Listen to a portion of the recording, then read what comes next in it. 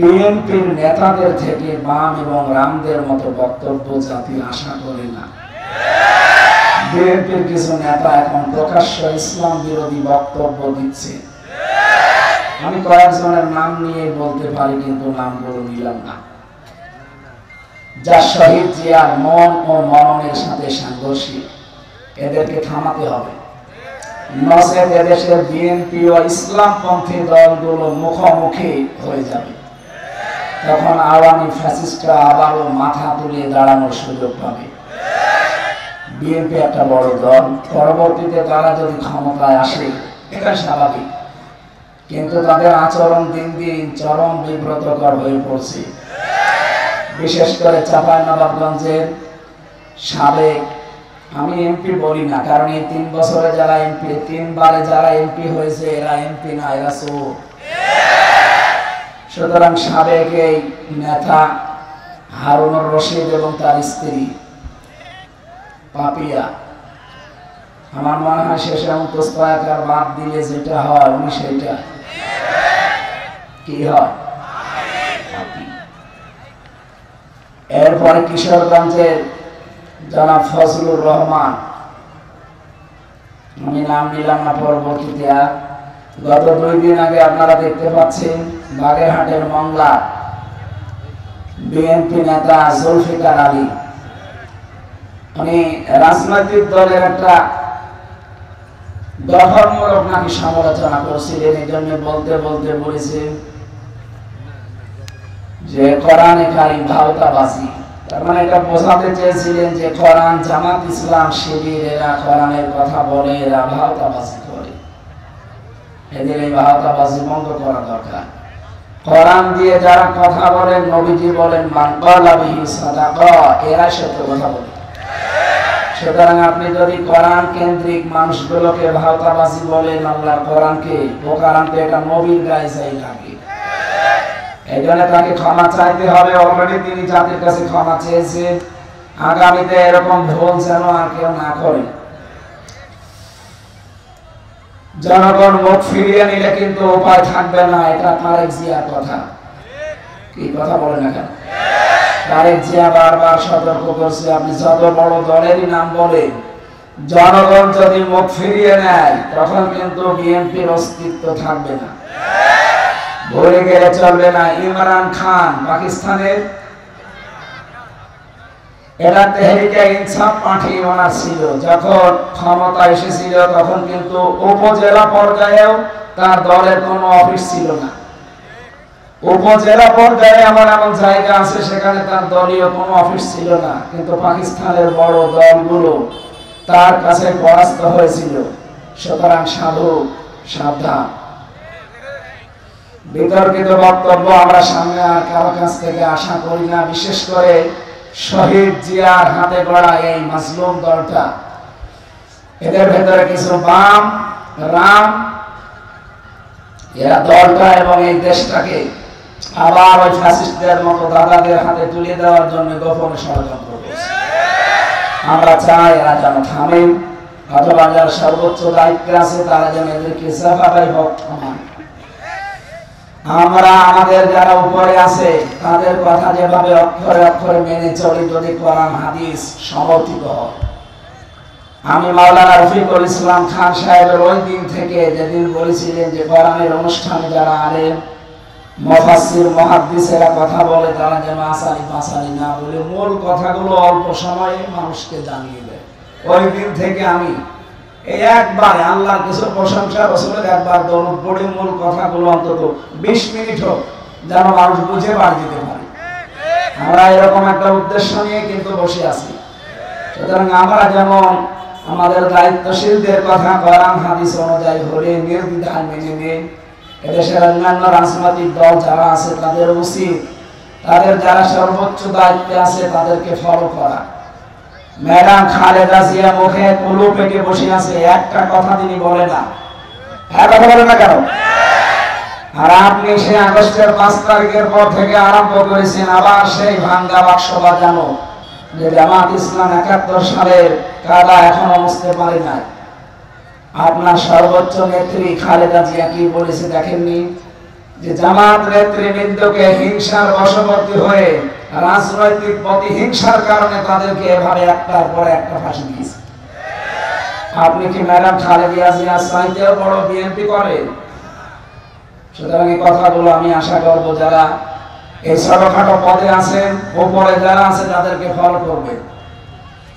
Madam Khaleda Zia মুখে কলু পেটে বসে আছে, তারেক জিয়া একটা কথা বলে না। আর কোন কাছে উটকা ফুটকা উল্টা পাল্টা লোকগুলো এসে দলের একটা বদনাম করে মানুষের সামনে, বিশেষ করে ইসলামপন্থী যত দল আছে তাদের বিরুদ্ধে আপনি নিজেকে দাঁড় করিয়ে দিয়েছেন এই দলটাকে। এটা আপনার কিন্তু ঠিক হচ্ছে না। পরবর্তীতে যত করবেন চালাকি, পরে বুঝবেন চালাকি। এরা এমন জ্বালা বুঝেছে ফ্যাসিস্টরা, আপনারা শেষে জ্বালা বুঝে শেষ করতে পারবেন না। আমরা চাই আপনারা মাজলুম ছিলেন, 14 দল বাদ দিয়ে আমরা সবাই মাজলুম। আমরা সবাই মিলে দেশটাকে আবার সাজাতে চাই ইনশাআল্লাহ। আল্লাহ যেন এটা সারা দুনিয়ায় ছড়িয়ে, যারা এখনো উলট পালট চিন্তা নিয়ে আছেন তাদেরকে যেন বুঝ দান করেন, বলেন আমিন। কথা বলার শুরুতে মাজলুম একজন মানুষের পক্ষে আমি কথা বলছি। জিন্দা শহীদ যাকে বলা হয়, জনাব এটিএম আজহারুল ইসলাম, কালকে তার রায় আছে। আমরা চাই ফ্যাসিস্টদের যত মামলা ছিল সব মামলা থেকে কিন্তু অনেকে অব্যাহতি পাচ্ছে। বিশেষ করে লুৎফুজ্জামান বাবু, তিনিও ফাঁসির মামলার আসামি ছিলেন, এখনো বলেন না কেন? তাকে যদি ছেড়ে দেওয়া হয়, সুতরাং এখন আর আমাদেরকে হাইকোর্ট দেখাবেন না। এই বাধা, এই বাধা, কোনো বাধা নেই। আমরা চাই সব বাধা শেষ, কালকে যেন ওনাকে মুক্তি দেওয়া হয়। এরা চান কারা দেখে লিল্লাহি তাকবীর।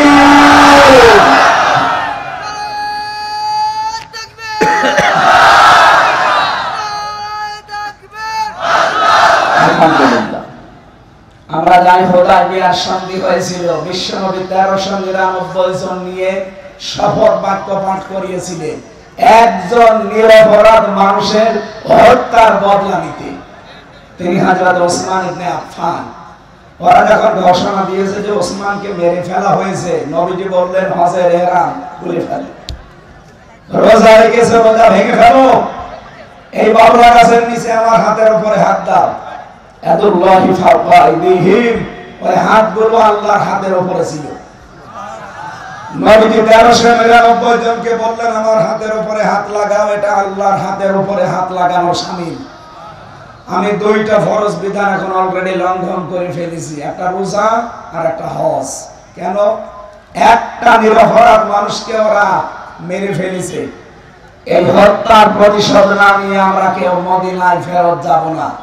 নবীজি একা যেতে পারতেন, প্রতিশোধ নিতে না। 1399 জনকে তিনি বায়াত গ্রহণ করালেন, শপথ বাক্য পাঠ করালেন এবং নিজে সর্বশেষ নিজের এই বাম হাতটা উপরে তুলে দিলেন। সাহাবীরা বলেন হুজুর এটা কি? নবীজি বলেন এই মাত্র কোরআনের আয়াত নাযিল হয়েছে, লাকাদ রাদিয়াল্লাহু আনিল মুমিনিন ইয ইউবাইউনাকা তাহতা শাজারাতি। আল্লাহ অবশ্যই খুশি হয়ে গেছে, খুশি হবে না। রাদিয়া এটা মাঝি, এটা পাস্ট, এটা অতীতের সিগা। আল্লাহ বলেন আমি রাজি হয়ে গেছি অলরেডি। কাদের উপরে? এই মুমিনদের উপরে যারা আপনার হাতের উপরে হাত দিয়ে গাছের নিচে শপথ বাক্য পাঠ করছে। আমি তাদেরকে 3টা বিষয় দিয়ে দেব। 1 নম্বরে ফাআলিমা মা ফি কুলুবিহিম, তারা যে শপথ নিচ্ছে এটা লোক দেখানো না, এটা মানুষ দেখানোর জন্য না, এটা মন থেকে। এজন্য আমি আল্লাহ ফানসালাস সাকিনাতা আলাইহিম, তাদের উপরে আমার সাকিনা আমি আল্লাহ অবতীর্ণ করলাম। ওয়াসাবাহুম ফাতাহান করিবা, এবং তাদেরকে একটা সুপ্রসন্ন নিকটবর্তী বিজয়ের সুসংবাদ দিয়ে দিলাম। সুতরাং হযরত ওসমানের পক্ষে শপথ বাক্য পাঠ করিয়ে যদি নবীজি 1399 জনের উপরে আল্লাহ রাজি হয়ে গেছে ঘোষণা শুনতে পান, আগামীকাল যার রায় আছে তিনিও নিরপরাধ। তার অপরাধ একটাই, ওমা নাকামু মিনহুম ইল্লা ইউমিনু বিল্লাহিল আজিজিল হামিদ। তার কোনো অপরাধ নেই, তিনি শুধু একামতে দ্বীনের কর্মী, এটাই অপরাধ। তিনি যদি আজ বামপন্থী দল করতেন তিনি মন্ত্রী হতেন। এক কথা বলেন না কারো। আপনি যান রংপুরের বদরগঞ্জ তারাগঞ্জে তার কি জনপ্রিয়তা তার। সুতরাং তিনি বামপন্থী রাজনীতি করলে এখন কিন্তু মন্ত্রী থাকতেন দেশে। শুধু জামাত ইসলামী করার কারণে হিংসার বশবর্তী হয়ে রাগ করে তার জীবনটা আপনারা নষ্ট করে দিয়েছেন। এজন্য আমরা চাই আগামীকাল নিরপরাধ এই মানুষের পক্ষে 18 কোটি মানুষ আমরা ওই 1399 জনের মতো দাঁড়াতে চাই। ওনাদের উপরে যদি আল্লাহ রাজি থাকে একটা নিরপরাধ মানুষের পক্ষে দাঁড়ানোর কারণে, ইন্ডিয়া মাযহাবুল ইসলামের পক্ষে আগামীকাল সারা দেশে যে বিক্ষোভ, যে যেখান থেকে পারেন যদি নেমে যান, আল্লাহর কসম আল্লাহ রাজি হয়ে যাবে ইনশাআল্লাহ। আপনারা রাজি নেই নামতে কাল এটা রেকর্ড হচ্ছে, সারা দেশে ছড়াচ্ছে। আমরা চাই কালকে সারা দেশ থেকে 18 কোটি মানুষ যেন জেলা থানা সব জায়গায় এটিএম মাযহাবের মুক্তি চায়। যারা যারা চায় এখানে হাত তোলেন, লিল্লাহি তাকবীর। মুক্তি মুক্তি মুক্তি চাই।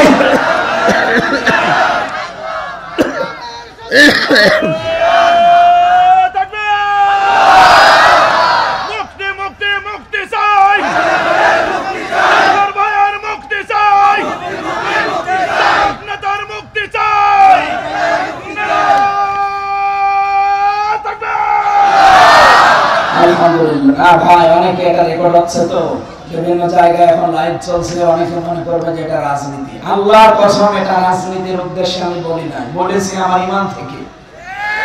1000 বছর আগে হযরত ওসমান নিরপরাধ ছিলেন, তার পক্ষে দাঁড়িয়ে যদি 1399 জন যারা বায়াত নিচ্ছিল তাদের উপর আল্লাহ রাজি হয়। আমরা নিজে দেখেছি জেলখানায় আমরা দুইজন, সে একটা নিরপরাধ মানুষ, মুরব্বী মানুষ, তার জীবনটা নষ্ট করে দিয়েছে হাসিনা। খালি রাগ করি হিংসার বশবর্তী হয়ে মহিলা বহু মানুষের জীবন নষ্ট করেছে, তার ভেতরে আজহার ভাই। আমরা চাই তার শেষ জীবনটা সে যেন পরিবারের কাছে কাটাতে পারে। তার স্ত্রীটাও বিদায় নিয়েছে, অন্তত ছেলে মেয়ে যেগুলো আছে তাদের কাছে শেষ বয়সে যেন অন্তত কিছুটা হলো শান্তি পায়। কোরআনের পাখিকে ফিরতে দেয়নি, ইনজেকশন দিয়ে মেরে ফেলেছে। অন্তত এই লোকটা এখন আছে, সবাইকে যখন ছেড়ে দিচ্ছে মানবতার খাতিরে হলেও তারে দেন। লুৎফুজ্জামান বাবরকে ছেড়ে দিলেন কোন কারণে বলেন? সেটা তো ফাঁসির আমার আসামি ছিল। আমি নিজে তার সাথে 4 দিন ছিলাম। সে বলতো না যে আমি জীবনে আর কোনোদিন ফিরে যাব, আমার শেষ। সে যদি তারপরও ফিরে এসে এখন উমরা হজে যেতে পারে, আমরাও চাই কাল আগামীকাল যেন এটিএম মাযহাবুল ইসলাম বেরিয়ে উনি আবার আল্লাহর ঘর তাওয়াফ করে দিবেন। এটা আমরা দেখতে চাই না। আমি এই জায়গা থেকে কিন্তু বলেছি কোনো উদ্দেশ্য নিয়ে না। আমি নবীর হাদিসে 100% বিশ্বাস করি। সূরা ফাতিহার 18 নম্বর আয়াতটা আমি 100% বিশ্বাস করি। আগামীকাল যারা রাজপথে এটি মাযহারের জন্য মুক্তির জন্য নামবে, আমার মনে হয় আল্লাহ আপনাদের উপরেও ওই মানুষগুলোর উপর যেমন রাজি হয়েছিলেন রাজি হয়ে যাবে। যে যেখান থেকে পারি আমরা এই নিরপরাধ মানুষের পক্ষে দাঁড়াবো ইনশাআল্লাহ। এখানে কোনো দল মত নেই, 18 কোটি মানুষ আমরা মানতে চাই। কথা বলেন আল্লাহ যেন আরশে কবুল করে, আমিন। সম্মানিত সভাপতি আমার আরাফাতের ভাই আলহাজ মাওলানা আব্দুল মালিক, এখানে লেখা আছে আলহাজ আলহাজ্জু ইয়াহদিমু মা কানা ক্বালা, যারা হজ করে তাদের পেছনের সব অপরাধ আল্লাহ মাফ করে দেন। কিন্তু 3টা কথা তারা কাবা শরীফ ঘুরতে ঘুরতে বলে, এই কথাগুলো বাংলাদেশে এসে ঠিক রাখা লাগবে। তারা কাবা ঘর তাওয়াফ করতে বলে ইন্নাল হামদা, যত প্রশংসা এখন থেকে করব আল্লাহ তোমার জন্য। এই জন্য হামদের আগে আলিফ লাম আছে, এর আগে ইন্না আছে। যারা আরবি গ্রামার বসে এখানে তো বহু আলেম আছে। আল্লাহ ইন্নাও যদি না দিতাম, আলিফ লামও না দিতাম, তাও অর্থ হয়ে যেত বাংলা। কেন আমি নির্ধারিত করে দিলাম? আল্লাহকে আমি শোনাচ্ছি, আল্লাহ আজকে থেকে যতদিন আমি বেঁচে আছি, আমি তো মরেই গিয়েছিলাম। কারণ যখন আমি সাদা কাপড় পরলাম, ওটা তো সাদা কাপড় না, ওটা কাফনের কাপড়। মানুষ মরে গেলে তাকে গোসল দিয়ে সাদা কাপড় পরানো হয়, আর আমি নিজেই মরে গেছি, নিজেই গোসল দিয়েছি, নিজেই কাপড় পরেছি। তার মানে এখন যে কয়েকদিন বেঁচে আছি এটা আমার বোনাস হায়াত। কথা বলে না কেন?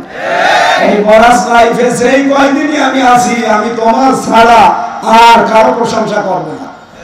2 নাম্বার, এবার নিয়ামতা লাকা, যত নিয়ামত আমাকে দিয়েছো আজকে থেকে সব তোমার জন্য ব্যয় হবে। ক্ষমতাও আল্লাহর নিয়ামত। বলেন বলেন, আমি যদি ক্ষমতায় যেতে পারি এই নিয়ামতটা ব্যবহার করবো কার জন্য? আরো জোরে। আমার ব্যক্তিগত স্বার্থে, আমার পারিবারিক স্বার্থে, আমার দলীয় স্বার্থে, আমার গ্রামবাসীর স্বার্থে না। আমি দেখবো এটাকে আল্লাহর স্বার্থ আছে কিনা। এই জন্য হযরত ইউসুফ নবী কিন্তু দায়িত্ব চেয়ে নিয়েছিলেন, ওয়ালা জাআলনি আলা খাযাইনিল আরদি ইন্নী হাফিজুন আলীম। হযরত ইউসুফ বলেছিলেন, বাদশা আপনি আমাকে বাইতুল মালের যে দায়িত্ব, অর্থমন্ত্রীর, এইটা আমারে দিন, আমি সংরক্ষণ করতে পারবো এই দায়িত্বটা সুচারুরূপে। সুতরাং বাংলাদেশে ইউসুফ নবীর অনুসারী যারা, ইউসুফ নবীর উত্তরাধিকারী যারা, এই মানুষগুলো যদি এরকম মন্ত্রণালয়গুলো পায়, তারাও যে সংরক্ষণ করতে পারবে তার বাস্তব প্রমাণ পাশের জেলা পাবনার মাওলানা মতিউর রহমান। এই ফরিদপুর জেলার জনাব আলী হাসান মোহাম্মদ মুজাহিদ রহমাতুল্লাহ আলাইহি, তারা 2 জন মিলে 3টি মন্ত্রণালয় চালিয়ে টাকা বেঁচে গেছে, টাকা ফেরত দিয়েছে। পৃথিবীর ইতিহাস তারা পাল্টিয়ে দিয়েছে। আর আমরা কি দেখলাম, ভূমি মন্ত্রীর দায়িত্ব পেয়েছিল চট্টগ্রামের একজন, ওই শয়তানের বাড়ি হচ্ছে 630টা।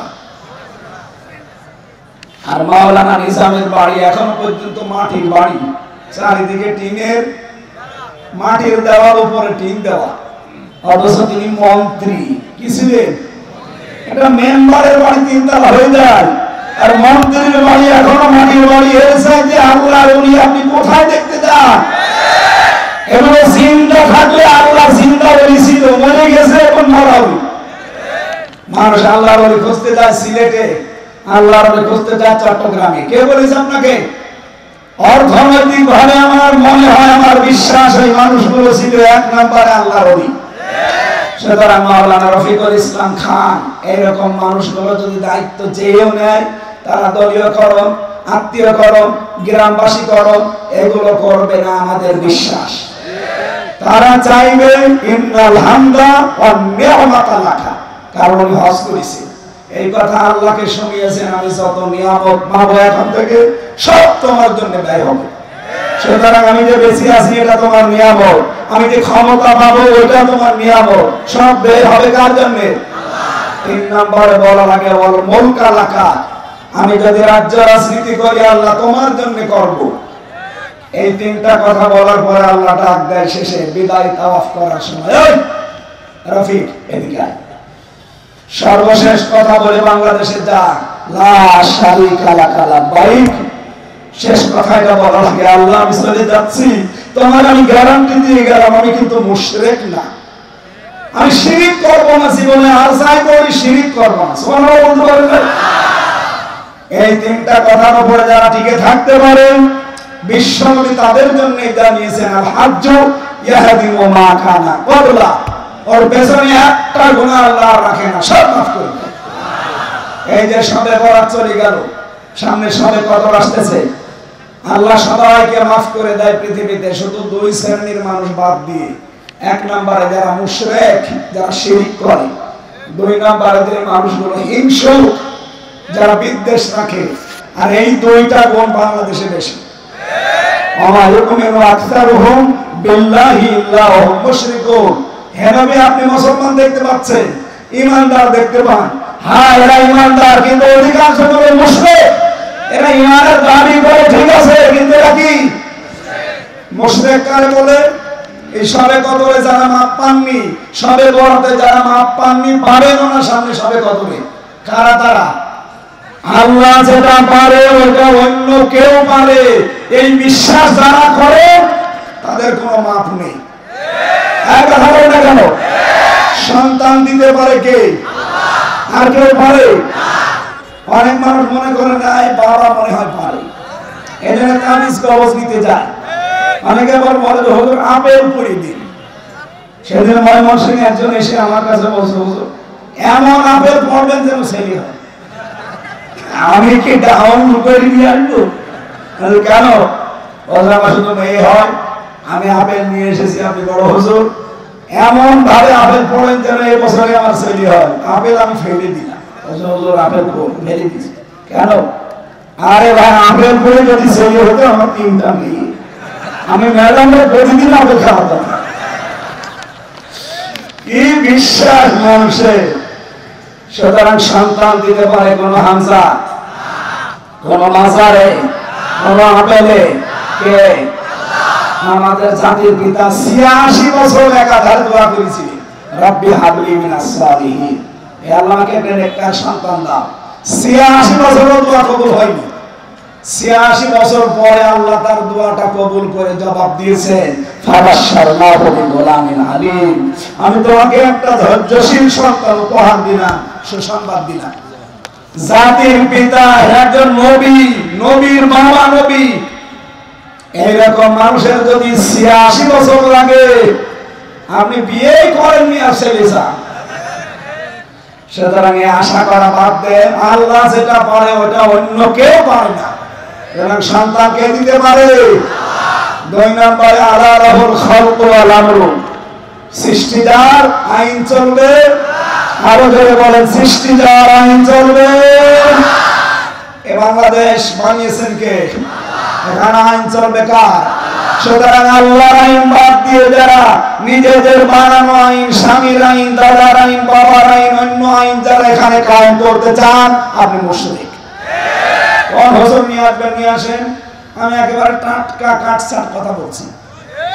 যারা আল্লাহর আইন বাদ দিয়ে এখানে অন্য কোন আইন প্রতিষ্ঠা করতে চান, সে যে দলের নামেই হোক, আপনি কিন্তু মুশরিক।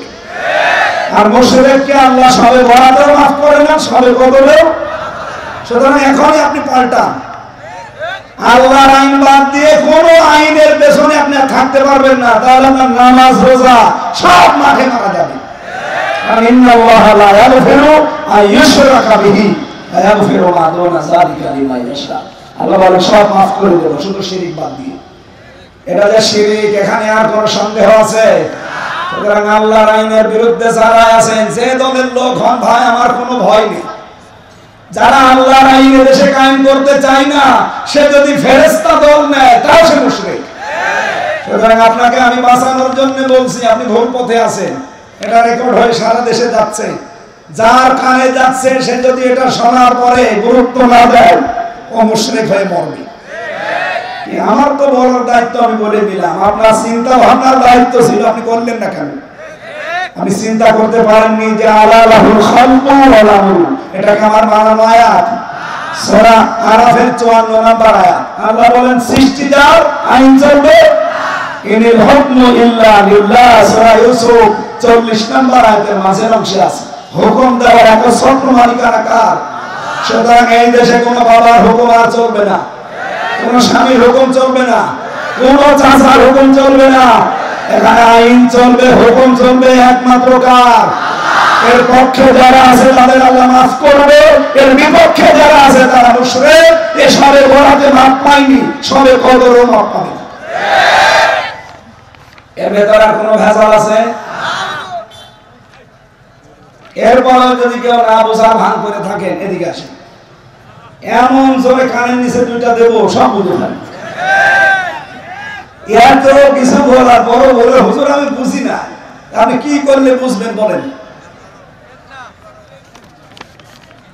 সুতরাং যিনি আজকের সভাপতি, আমার আরাফাতের ভাই, আল্লাহ যেন তাকে ওই 3টা কথা কাবা শরীফ সামনে নিয়ে যেটা বলেছিলেন ওটা ঠিক রাখার তৌফিক দেন, বলেন আমিন।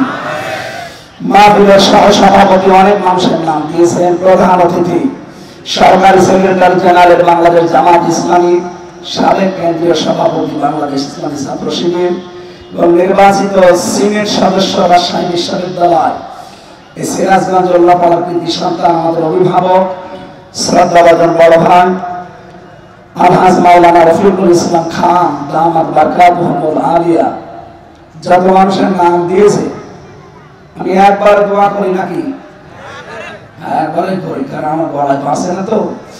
এতক্ষণ যিনি আলোচনা রাখলেন, তানজিমুল মিল্লাত ইন্টারন্যাশনাল ক্যাডেট মাদ্রাসা ঢাকার শ্রদ্ধাভাজন প্রিন্সিপাল জনাব মাওলানা নূর মোহাম্মদ সিরাজি সিরাজি যেহেতু সিরাজগঞ্জের বাড়ি মনে হয় নাকি? হ্যাঁ। আলোচনা রেখেছেন হাফেজ কারি মাওলানা নূর নবী হোসেন জিহাদি।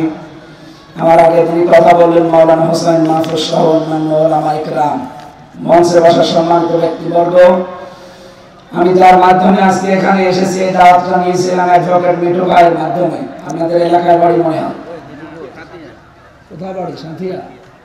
শ্বশুর বাড়ি এখানে। জামাই আপনাদের। সামনে বসা আমার প্রাণ প্রিয় মুসলমান ভাইরা, পর্দার আড়ালের সম্মানিত মা এবং বোনেরা, যেহেতু খান সাহেব বলছিলেন এই এলাকাকে আমরা মদিনা হিসাবে জানি, আল্লাহ যেন মদিনার মতোই বানিয়ে দেন। হয়তো মদিনার মতো হবে না, কারণ এখানে তার রাসূল নেই। মদিনার দাম বাড়ার পেছনে কারণ রাসূলুল্লাহ। কথা বলেন কেন? লাইন শাকারতুম লাযিদান্নাকুম। যদি কেউ নিয়ামতের শুকরিয়া আদায় করে আল্লাহ সেটা বাড়িয়ে দেয়। বিশ্বনবীর মতো এত বড় নিয়ামত দুনিয়াতে আছে আর? বলেন বলেন। অথচ এসেছিলেন মক্কায়, তারা গুরুত্বই দেয়নি। যারা গুরুত্ব দিয়েছিল মদিনার লোকেরা, কিয়ামত পর্যন্ত এই বড় দয়া রহমত আল্লাহ সেখানে রেখে দিয়েছে। এই যে আমরা যারা হজে যাই, মদিনায় কিন্তু কোনো কাজ নেই, হজ সব মক্কায়। মক্কায় যা আছে এখানে করলে হজ শেষ। কিন্তু মদিনায় যাওয়ার আগে কেন লক্ষ লক্ষ হাজী সাহেবরা মদিনায় অন্তত 8 দিনে 40 ওয়াক্ত নামাজ মসজিদে নববীতে পড়ে? একটাই কারণ, সেখানে রাসূলুল্লাহ আছে। এখানে আমাদের নিয়ামতের কদর করা লাগবে। সামনে যেহেতু একটা নিয়ামত আল্লাহ আমাদের দিতে যাচ্ছেন, যত ষড়যন্ত্র হচ্ছিল সব ষড়যন্ত্র কিন্তু আল্লাহ নিজে নস্বাত করে দিচ্ছে। সবচাইতে গুরুত্বপূর্ণ এবং ভয়াবহ ষড়যন্ত্র 3 দিন আগে হয়েছিল। যিনি পালিয়েছে উনি ওনার কথিত স্বামী, যাকে বলা হয়, আমি নাম নিতেও ঘৃণা করি ওই লোকটা, কারণ পৃথিবীতে মুশরিকরা আল্লাহর কাছে সবচাইতে ঘৃণিত। এটা বলবেন না কেন? সুতরাং ওই দাদা ওনারে পাঠিয়েছিল ট্রাম্পের কাছে যে বাংলাদেশ সম্পর্কে কিছু উলটপালট মিথ্যা কথা বলতে। এগুলো শুনে ট্রাম্প যেন রেগে যায় আর ওই মহিলাকে যেন আবার এখানে বসিয়ে দেয়। আল্লাহর ইশারা ওই দিনই ডক্টর ইউনূস আন্তর্জাতিক মিডিয়াগুলো নিয়ে আয়না ধরে গেছে। আর ওদিকে জাতিসংঘ রিপোর্ট পেশ করে দিয়েছে। ট্রাম্প দেখছে যে বলে কি গো, মাইক্রোসফট এটা রিপোর্ট দিয়েছে 257টা রাষ্ট্র দুনিয়ায় সবচেয়ে বেশি মিথ্যা কথা বলে ভারত। আপনারা গত 5 দিনের রিপোর্ট পেয়েছেন ভয়েস অফ আমেরিকা। তাম দুনিয়ায় যত শাসক ছিল সবচেয়ে নিকৃষ্ট শাসকের তালিকায় নাম 1 নম্বরে হাসিনা, 2 নম্বরে বাশার আল আসাদ, 3 নম্বরে বেনিয়ামিন, ওই যে যেটা ইসরায়েলের যেটা শয়তান। এরকম 100 জনের তালিকা দিয়েছে। 1 নম্বর কোনটা? সুতরাং আল্লাহ আমাদেরকে বাঁচিয়েছেন। ট্রাম্প শেষ পর্যন্ত ঝাড়ি দিয়ে বলেছে বাংলাদেশ আর হাসিনা নিয়ে আমার কাছে কোনো কথা বলবেন না, ওটা আপনাদের ব্যাপার, আপনারা মিটান। অনেকে আশা করেছিল যে অনেক কিছু খাবো, ওদের মারা ভাতে লবণ দিয়েছে। এখানে আল্লাহ যেহেতু নিজে মোকাবেলা করছেন, দেশটার সামনে আমরা দেখতে পাচ্ছি ইসলামের জয় জয়কার ভাব। আপনারা জানেন বাংলাদেশে সব ইসলামপন্থীরা প্রায় এক হয়ে গেছে। তারা বলতে চাচ্ছে সামনে আমরা ইসলামের একটা বাক্স দিতে চাই। এতদিন আমাদের ব্যবহার করে অনেকেই ক্ষমতায় গিয়ে আমাদেরকে জেলে ঢুকিয়েছে। এবার আমরা রত পাগল শামসুদ্দিনা, কি কথা বলে না কেন? এবার সামনে আমরা নিজেরা সবাই মিলে ইসলামের একটা করে বাক্স দেব। আমরা চাই কোরআনের 500 আইন যেন বাংলার সংসদে কায়েম হয়ে যায়। আগে আমরা জানতাম এই দেশে 100 জনের 15 জন মানুষ ইসলাম কায়েমের পক্ষে ছিল। এখন 100 জনের 66 জন মানুষ চাচ্ছে এই দেশে ইসলাম কায়েম হোক। আপনি আর কিছুদিন যেতে দেন, মাত্র 6 মাস 11 দিন চলছে, আর 6 মাস যেতে দেন, এদেশে 100 জন মানুষ বলবে আমরা ইসলাম এদেশে কায়েম চাই। এটা আমরা সামনে এই চর্মচোখে দেখতে চাই না। আল্লাহ যেন তৌফিক দেন দেখার, বলেন আমিন। দাওয়াত নির্বিশেষে আমরা যেহেতু এসেছি কোরআন শুনতে, ওই কোরআন থেকে সূরা ফাতিরের 5 নম্বর আয়াত পড়েছি। আমার আজকের আলোচনার বিষয় শয়তানের বন্ধু কারা? শয়তানও কিন্তু বন্ধু বানায়।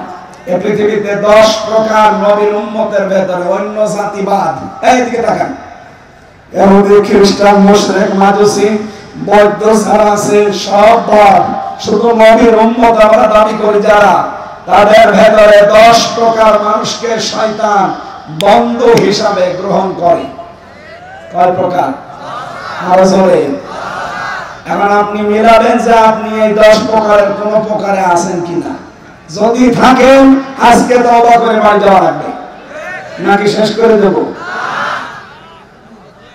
দরুদ আর সালাম নবীজির উপরে পাঠ করার মাধ্যমে আমরা আরম্ভ করছি সূরা ফাতির। কোন সূরা? 45টা আয়াত আছে, মাত্র একটা আয়াত পড়েছি, 5 নম্বর আয়াত। খোলে আগে শয়তানের ওয়াসওয়াসা থেকে আশ্রয় চেয়ে বলেন আউযু বিল্লাহ।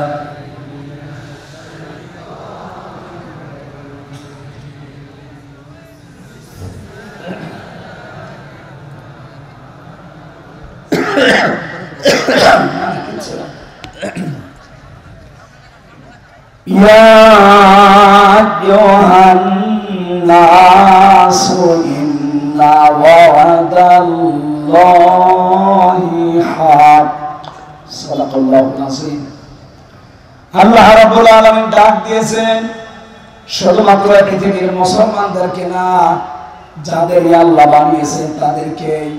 ইয়া আইয়ুহান নাস, হে মানব মণ্ডলী, ইন্না ওয়াদাল্লাহি হক, অবশ্যই আল্লাহর ওয়াদা সত্য। আল্লাহর ওয়াদা সত্য না মিথ্যা? আল্লাহ রাব্বুল আলামিন যদিও আয়াতের উপরে আমরা পড়েছি তাফসীরে ইবনে কাসিরে, তিনি এখানে কিয়ামতের একটা দৃশ্য আমাদের সামনে তুলে ধরেছেন যে কিয়ামতের যে ব্যাপার, এটা কিন্তু হাস্যকর না, এটা খেলাধুলা না, এটা পাগলামির বিষয় না। কিয়ামত সত্য, হক। ফালা তাগুররান্নাকুমুল হায়াতুদ দুনিয়া, সুতরাং দুনিয়ার জীবন যেন তোমাদেরকে ধোঁকায় ফেলে না রাখে।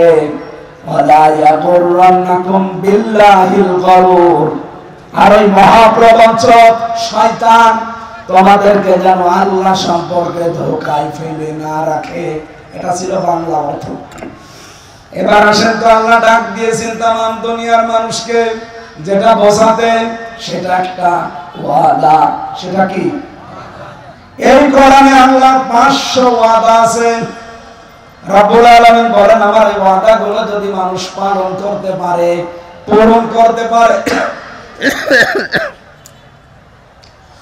জেল থেকে বেরিয়ে ভাই আমি এখনো স্বাভাবিক না, মানে শরীরও দেবী আছে, কণ্ঠও দেবী আছে। জালেমরা তো বহু অত্যাচার করেছে, কারণে আমার শরীর স্বাভাবিক হচ্ছে না। দোয়া করছে না, ঠান্ডা পানি খেলে গলা আরো বসে যাবে না, থাকলে দেন, না থাকলে বাতাসটা ছেড়ে।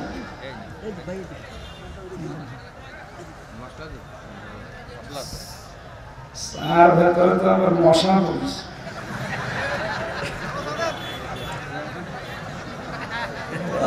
5 টাকা চা মশা পড়বে না হাতি পড়বে? মানে ফালটি দিলে ভালো মশা। আচ্ছা তুমি আরেকটা দিবে, এই গরমটা থাকলে দিন। গরম নাই। সুবহানাল্লাহ, আলহামদুলিল্লাহ। বসেন, এই বসেন বসেন বসেন। আপনার জন্য যদি ডিস্টার্ব হয় না কারো। সুবহানাল্লাহ, আলহামদুলিল্লাহ, লা ইলাহা ইল্লাল্লাহ। সুবহানাল্লাহ, আলহামদুলিল্লাহ, লা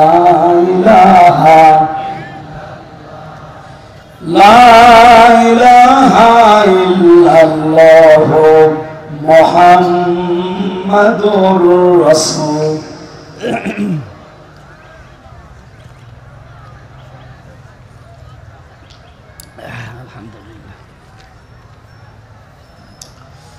আমার ভাইরা, আল্লাহ যত তামাম দুনিয়ার মানুষের কাছে ওয়াদা দিয়েছেন পুরা কোরআনে কয়টা বললাম? আল্লাহ 500 ওয়াদার ভেতরে কোনো সন্দেহ আছে? আল্লাহ পাক 1 নম্বরে ওয়াদা দিয়েছেন এই জমিনে যারা আছে এই মানুষগুলোর জন্য প্রথম ওয়াদা হচ্ছে ওয়াদাল্লাহুল্লাযীনা আমানু মিনকুম ওয়া আমিলুস সালিহাত লা ইস্তাখলিফান্নাহুম ফিল আরদ কামা ইস্তাখলাফাল্লাযীনা মিন ক্বাবলিহিম। সূরা নূরের ভেতরে আছে রব্বুল আলামিন জানিয়েছেন আমি তোমাদের সাথে ওয়াদা করলাম তোমাদের ভেতরে যারা ঈমান আনবে আর ঈমানের দাবি অনুযায়ী যারা ভালো ভালো কাজ আঞ্জাম দেবে আমি আল্লাহ প্রথম ওয়াদা লা ইস্তাখলিফান্নাহুম ফিল আরদ লামে তাকিদ নুনে সাকিলা আল্লাহ বলেন আমি গ্যারান্টি দিয়ে বললাম এই জমিনের শাসন ক্ষমতা আমি তাদেরকে দেব।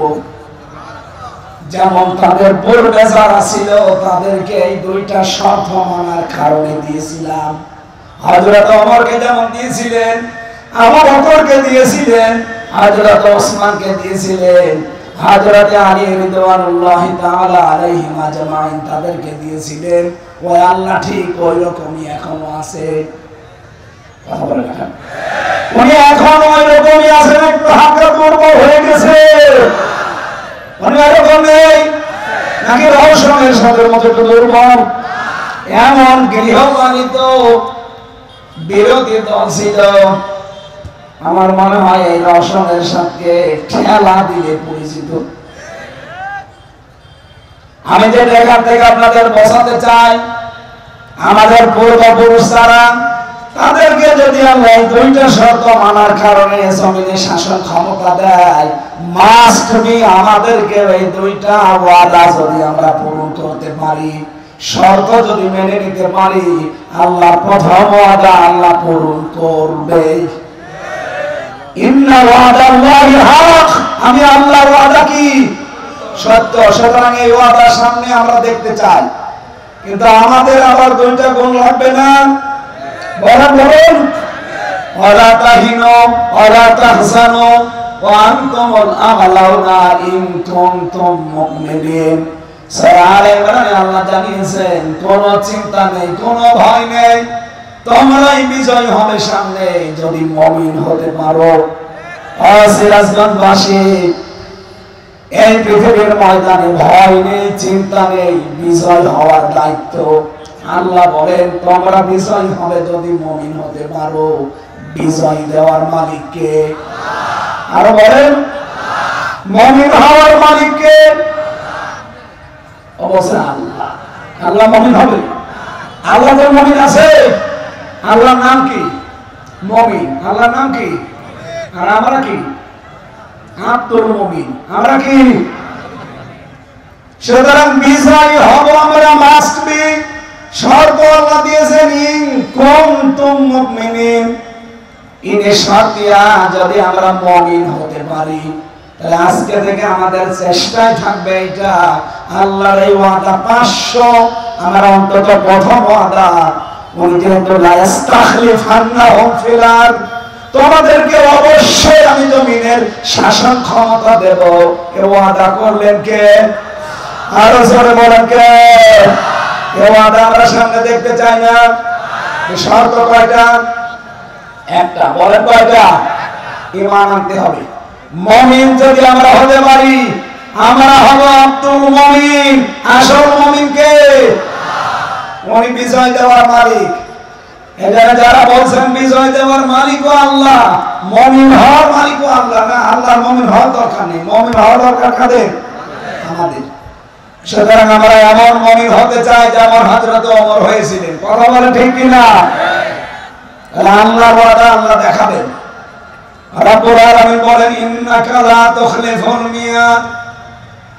রব্বানা লা তুযিগ কুলুবানা বা'দা ইয হাদাইতানা ওয়া হাব লানা মিন লাদুনকা রাহমা ইন্নাকা আনতাল ওয়াহ্হাব।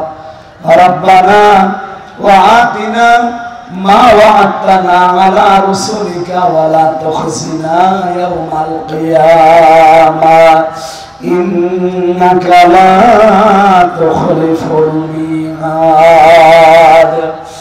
এই আয়াতগুলো আমি শুধু তেলাওয়াত করলাম, এর ব্যাখ্যাটা বলছি না। আল্লাহ এখানে একটা ওয়াদা দিয়েছেন, সেটা কিয়ামতের ওয়াদা। কিসের ওয়াদা? আল্লাহ বলেন অবশ্যই কিয়ামত হবে, তোমাদের সবাইকে ওই দিন আমি আল্লাহর দরবারে আসা লাগবে, হাজির হওয়া লাগবে। সুতরাং ওই দিন আসার আগে যেই কয়দিন দুনিয়ায় আসো, দুনিয়ার এই জমিনটা, এই জীবনটা তোমাদেরকে যেন ধোঁকায় ফেলে না রাখে। সিরাজগঞ্জবাসী, শয়তান আমাদের সামনে বিভিন্ন জাঁকজমকপূর্ণ বিভিন্ন জিনিস সামনে তুলে ধরে আমাদের আখিরাত, আমাদের কিয়ামতের যে জবাব দেওয়া লাগবে, এই বিশাল জীবন সম্পর্কে একটা ধোঁকায় ফেলে রাখতে চাই। কথা বলে না কেন? এই ধোঁকায় আমরা পড়তে চাই, আরো জোরে বলা চাই। ওয়ালা ইয়াগুররান্নাকুম বিল্লাহিল গরুর।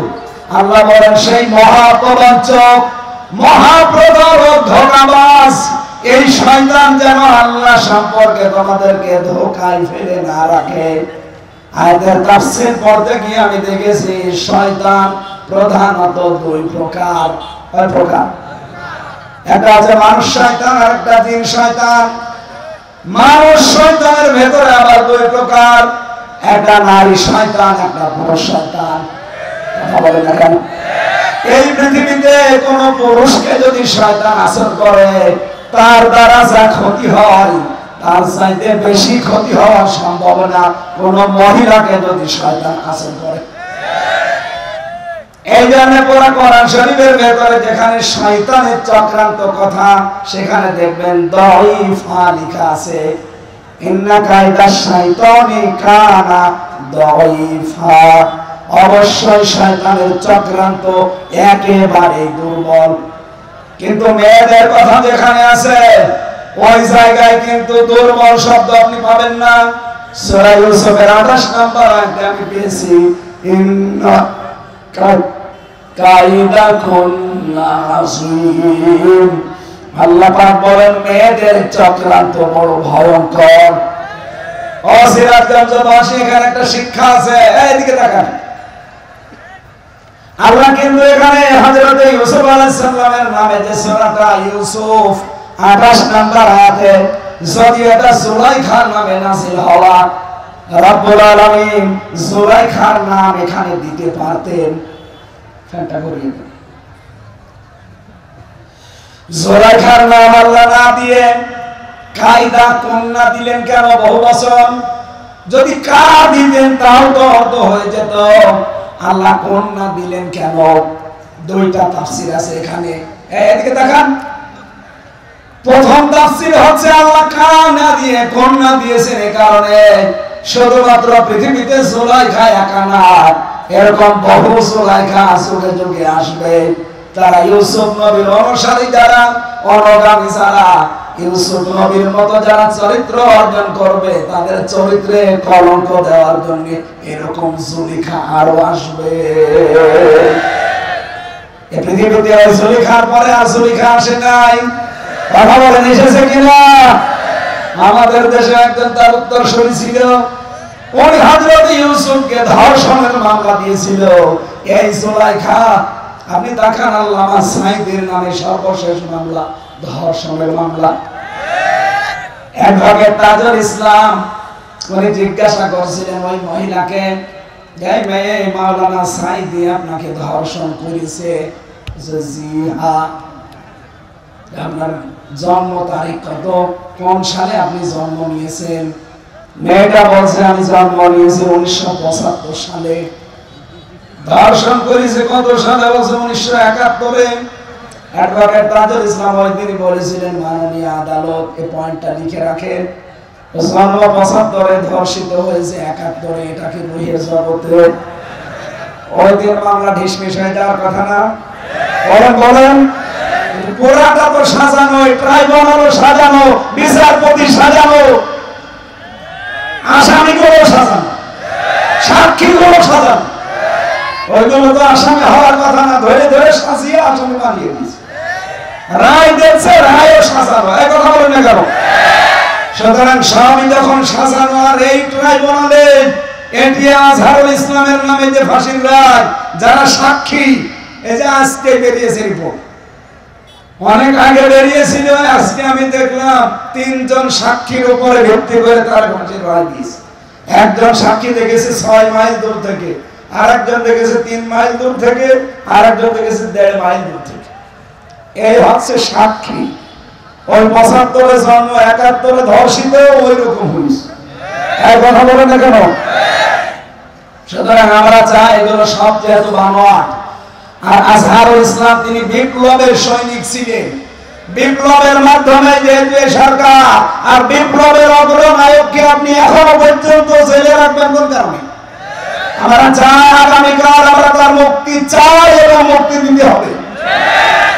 অনেকে মনে মনে করছে, এমনকি কথা অনেকে বলছে এটা ওদের মুখের কথা, এরকম বলে থাকে না। এদেশে আমাদের দিনের দায়িত্বে যারা আছে, আল্লাহর কসম কোরআন আমি মাথায় নিয়ে বলতে পারি, মন থেকে, সব না, কিছু মুনাফিক আছে, মন থেকে যারা একামত দিনের দায়িত্ব পালন করে, তারা যদি একবার মুখ দিয়ে কিছু বলে না, ওটা কিন্তু তাদের মুখের কথা না, ওটা মনের কথা। আর একবার যেহেতু বের হয়েছে, এটা আমিরে জামাতের মুখ দিয়ে, এটা বাস্তবায়ন কালকে হওয়াই লাগবে, না তো কি হবে আমরা জানি না। অনেকে যা মুখ দিয়ে বলে ওটা মুখের কথা না, ওটা মনের কথা। সুতরাং সাইমুদ্দিন ভাই মুখ দিয়ে বলেছে, অনেকে বলছে এরকম বলেই থাকে। কিসের বলে থাকে আপনি কালকে দেখতে পাবেন। খালি আমরা বলি না, মুখ দিয়ে যেটা বলি ওটা আমার মুখে এবং মনে এক কথা। আমরা চাই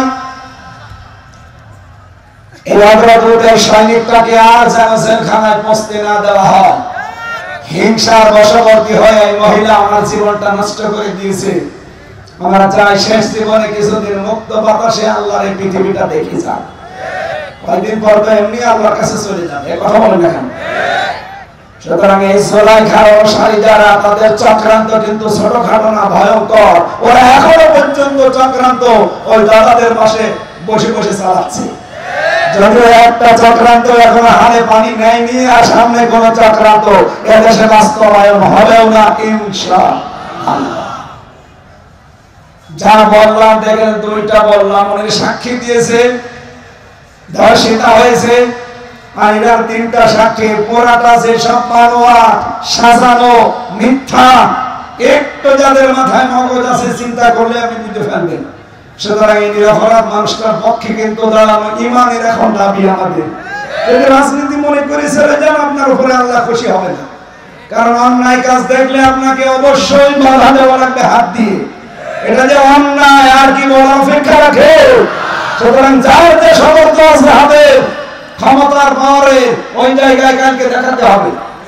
এটা যদি না হয় মুখ দিয়ে প্রতিবাদ, যদি আমরা ওই পর্যায়ে যাই, যদি এরপরও না হয়, অন্তরে আমরা ঘৃণা করব এবং পরিকল্পনা করব কি করে সত্যের পক্ষে দাঁড়ানো যায়। সুতরাং কিয়ামত সত্য না মিথ্যা? আরো জোরে বলেন। শয়তান মেয়েদের ভেতরে যেগুলো আছে, এগুলো যে কত ভয়ঙ্কর। নবীজি বলেন, কোন শয়তান যদি পরিবারে কোনো মহিলার উপরে ভর করে, ওই পরিবারটা পুরো ধ্বংস হয়ে যায়। এই বাংলাদেশে যেই পরিবারে মহিলা শয়তানের আসরে পড়েছে, ওই পরিবার আর পরিবার নেই, পুরাটা একটা মিনি জাহান্নাম হয়ে গেছে। দেখতে উপরে মনে হয় ভালো, না ভালো নেই। আজ হাজারো পুত্রবধূ বসে আছে বিভিন্ন মহিলা প্যান্ডেলে। সম্মানিত মা বোনেরা, আপনাদেরকে হয়তো শয়তান আক্রান্ত করেছে, না তো নিজের মা বাবাকে যেই নজরে দেখে, শ্বশুর শাশুড়িকে আপনি ওই নজরে দেখতে পারেন না। কোন কারণে? এটা শয়তানের একটা চক্রান্ত। এই কথা বলেন না কেন? অনেকে মনে করে আমি নামাজ পড়ি, রোজা রাখি, কালো বোরকা পরি, আমি জান্নাত পাবো না। কে পাবে? কে বলেছে আপনি? আপনার শ্বশুর শাশুড়িকে নিজের মা বাবার মতো মনে করা লাগবে। আমি একজন স্বামী, এটা একটা স্বামী। যত স্বামী আছে এখানে এবং সারা পৃথিবীতে যত স্বামী আছে, সব স্বামীর পক্ষ নিয়ে আমি আজকে বলছি, কোন স্ত্রী যদি তার স্বামীর মন পেতে চায়, আল্লাহর কসম তার স্বামীর মা বাবাকে নিজের মা বাবার মতো মনে করা লাগবে। জীবনও স্বামীর মন আপনি পাবেন না। হ্যাঁ, উপরে উপরে আপনাকে ভালোবাসতে পারে, কিন্তু ভেতরে ভেতরে সে মানসিক রোগী হয়ে যাবে। এরকম মানসিক রোগী সিরাজগঞ্জে নেই? কার কার বউ এরকম মন ছোট? হাত তোলেন তো। হাত তোলা ঠিক না। এটা রেকর্ড আছে। সম্মানিত মা বোনেরা, বহু স্বামী কিন্তু হাত তুলে ফেলেছে। আশা করছি আপনি আচরণ সামনে আর করবেন না। আপনার শ্বশুর শাশুড়ি হবে আপনার কাছে আপনার মা বাবার মতো। আমি কয়েকদিন আগে নীলফামারী গিয়েছিলাম, যে দেখে একটা বৃদ্ধাশ্রম, এই করে 25 জন মা, এই করে 25 জন বাবা বসে আছে, চোখ দিয়ে টলমল করে পানি পড়ছে। আমি দুইজনের সাথে কথা বললাম, একজন বলছে আমার ছেলে ডিসি, আর একজন বলছে আমার ছেলে আমেরিকায় থাকে।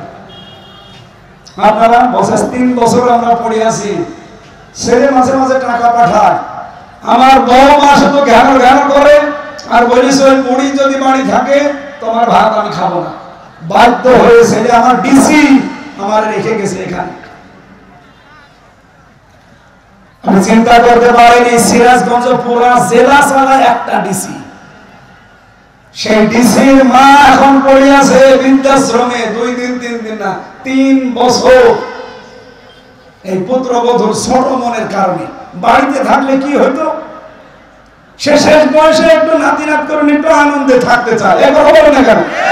বৃদ্ধাশ্রমে যারা আছে তারাই কিন্তু এটা চায়, খুব বেশি তাদের চাহিদা নেই। কিন্তু এই পুত্রবধূদের ছোট মনের কারণে আজ হাজারো সন্তান মা বাবাকে হয় আলাদা করে দেয়, নাই বৃদ্ধাশ্রমে রেখে আসে, নাই বড় ছেলের আন্ডারে দিয়ে দেয়। নেন, অথচ এই মার পেটে 8টা 10টা 15 20টা সন্তান জায়গা হয়েছে, আর এই 20টা সন্তানের বাড়িতেও মায়ের জায়গা হয় না। 7 দিন শুধু পালাপালি করে খাওয়ায়। আমি মানুষ, আরো তো মাকে নিয়ে কারাকারি করা দরকার। নবীজি জানিয়েছে যে মায়ের পেছনে খরচ করে, ওটা খরচ না, ওটা সাদগা। কোন বউ যদি চায় যে আমার স্বামী আরো বেশি দিন বেঁচে থাক, আমার স্বামীর সম্মান মর্যাদা টাকা পয়সা আরো বেশি দিন বেড়ে যাক, সেই বউ যেন স্বামীকে বলে স্বামী তুমি যাই করো, রক্তের সম্পর্কগুলো ঠিক রাখো। একটা মানুষের সাথে সবচেয়ে বেশি রক্তের সম্পর্ক তার মা বাবা, আর সেই মা বাবাকে আপনি দেখতে পারেন না। সম্মানিত পুত্রবধূ যারা আছেন, সম্মানিত মা এবং বোনেরা, হয়তো মন খারাপ হচ্ছে যে হুজুর যেন জীবনের এলাকায় না আসে, আমার আসার দরকার নেই, কিন্তু আপনি নিজেকে সংশোধন করেন। সত্যি কথা বলছি, আপনি স্বামীর মন জীবনেও পাবেন না। হ্যাঁ, উপরে উপরে সংসার করার জন্য ছেলে মেয়ে হয়ে গেছে, এখন মন থেকে কি করা যাবে একটু মেনে নেয়, কিন্তু মা বাবাকে যে কষ্ট আপনি দিচ্ছেন। হ্যাঁ, অনেক মা বাবা এরকম আছে, এটা মা বাবা না, এটা ডাইনি। নিজের মেয়ে দোষ করলে মাফ করে দেয়, কাজ না জানলে কাজ শিখিয়ে দেয়। আর অন্যের একটা মেয়ে এসেছে, কিছু হলে আগে ছেলে কানে কানে তুলে দেয়। এইরকম ডাইনি মা দেশে নেই। এই মহিলা ব্যান্ডে এরকম ডাইনি মহিলা কারা আছে? হাত তোলেন তো। তুলেছে, হাত তুলেছে না? শাশুড়ি যারা বসে আছেন শুধু নামাজ পড়ে রোজা রেখে কালো বোরকা পরে জান্নাত যেতে পারবেন না। মাস্ট বি আপনাকে ওই মেয়েটাকে নিজের মেয়ের মতো মনে করা লাগবে। আমরা তো চাই পরিবারটা একটা মিনি জান্নাত হয়ে যাক। এই কথা বলে না কেন? কিন্তু শয়তান যেহেতু মেয়েদেরকে আসর করে, আর শয়তান কোন মহিলাকে যদি একবার ধরে, ও কি জিন শয়তান থাকে আর ভয়ঙ্কর শয়তান হয়ে যায়। পরিবারটা নষ্ট হয়, সমাজ নষ্ট হয়, আর রাষ্ট্রের প্রধান ছিল রাষ্ট্রটা নষ্ট করে ফেলেছে। এই জন্য নবীজি জানিয়েছেন, ওই জাতি কখনো সফল হতে পারে না সেই জাতির নেতৃত্বে কোনো মহিলা আছে। আর 54 বছর আমরা আর সফল হতে পারি না, আমার মনে হয় এই কারণে, কারণ নবীর কথা মিথ্যা হবে না। এটা আগামী থেকে ক্ষমতার চেয়ারে কোনো মহিলা বসতে পারবে না। এটা আপনারা চান না? এটা রেকর্ড হয়, কারা কারা চান দেখি।